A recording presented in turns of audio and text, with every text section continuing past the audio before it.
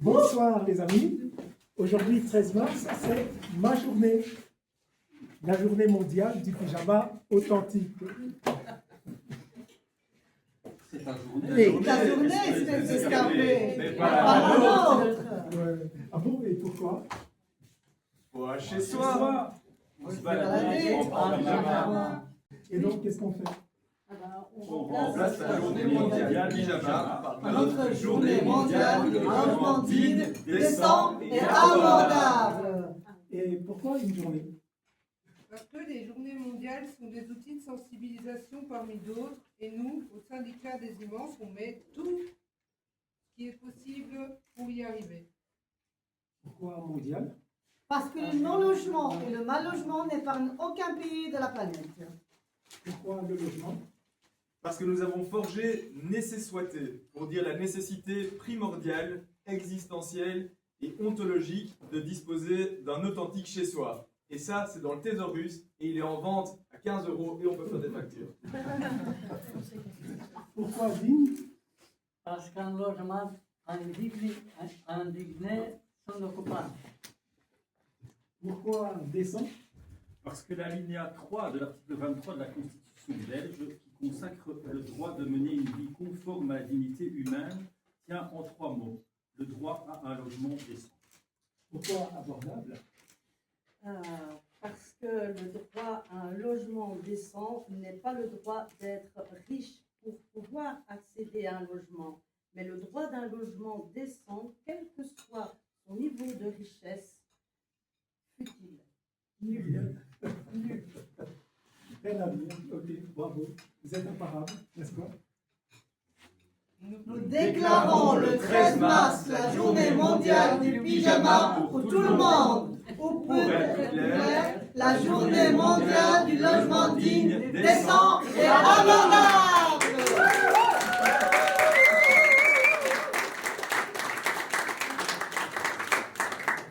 Je voudrais compléter cette inauguration. Donc c'est une grande journée, une première édition par un événement qui s'est produit au Parlement européen avant-hier.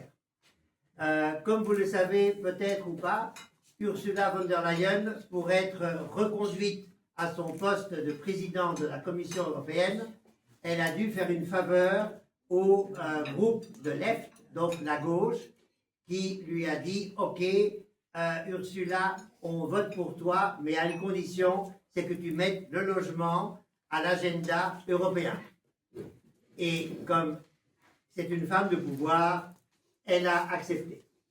Ce qui était historique, pourquoi? Parce que le logement n'est pas une compétence européenne. Ce n'est d'ailleurs même pas une compétence fédérale en Belgique, c'est une compétence régionale. Mais voilà, ils ont mis le logement à l'agenda européen.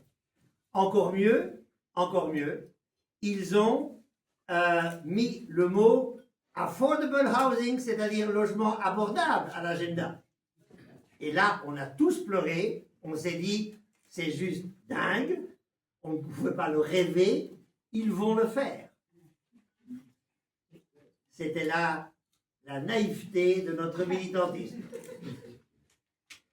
Parce que les lobbies, ça existe à Bruxelles, et je vais juste vous lire un petit communiqué de Left, donc la partie, le groupe gauche du Parlement européen, pour dire que ce qui a été voté n'est pas du tout ce qu'on espérait. Mais avant de dire ça, je veux quand même dire que le fait qu'on parle du logement comme d'une problématique est déjà une révolution. Bien sûr, les lobbies, dont on va parler dans quelques secondes, en ont profité pour voir leur propre intérêt. Et en un mot, c'est le logement abordable pour les classes moyennes. C'est ça le fond du problème. C'est pas pour les personnes, les immenses, les personnes aux revenus faibles. Pourquoi? Parce que faire du logement pour les classes moyennes, c'est plus rentable que faire du logement pour les plus précaires. Donc, je lis juste le communiqué. Notre groupe de la gauche s'est mobilisé pour s'opposer à ce texte, qui donc a été voté. il y a 2 jours, que nous jugeons profondément problématique.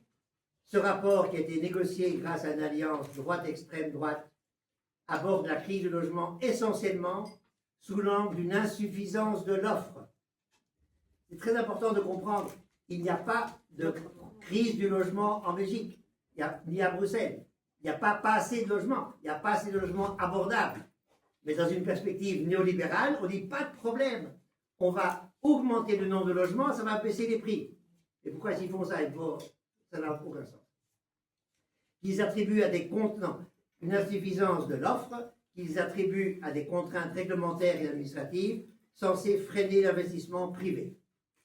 Le marché est présenté comme étant une réponse à la crise, alors qu'il en est le responsable. Vous comprenez bien cette phrase, elle est très importante. Le marché immobilier est la cause du problème, parce qu'il n'est pas régulé, et ils disent qu'il n'y a pas assez de marché, il faut tout déréguler, il faut tout déréglementer, et comme par enchantement, tout va se résoudre. Donc c'est exactement le contraire de ce qu'on veut. Toute mesure de régulation, comme l'encadrement des loyers, est présentée comme néfaste au logement.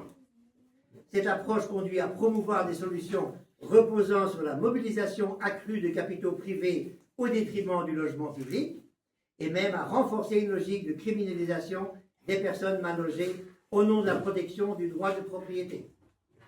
Donc, je rappelle ici juste que c'est un bras de fer, et le syndicat d'Immense et plein d'autres sont au cœur de ce bras de fer, entre 2 droits reconnus par la Constitution, le droit à la propriété privée d'un côté et le droit au logement de l'autre. C'est un bras de fer.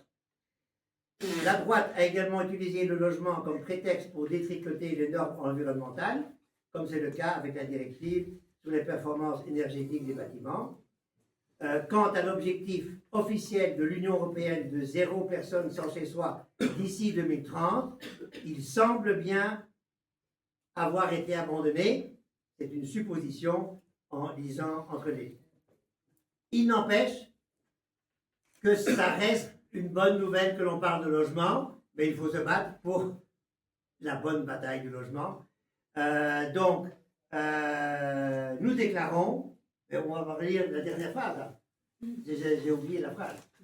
On y va? Avant de dire champagne, est-ce que le champagne est prêt? Pour que ce soit tout à fait clair, on est très très correct au syndicat d'Immense. Il y a du champagne avec alcool et du champagne sans alcool. Mais attention, on redit la phrase dernière.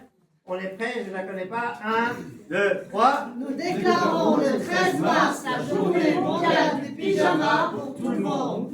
Ou, pour être plus clair, la journée mondiale du logement digne, décent et abordable. Champagne! Nous déclarons le 13 mars la journée mondiale du pyjama pour tout le monde. Ou, pour être plus clair, la journée mondiale du logement digne, décent et abordable. Champagne!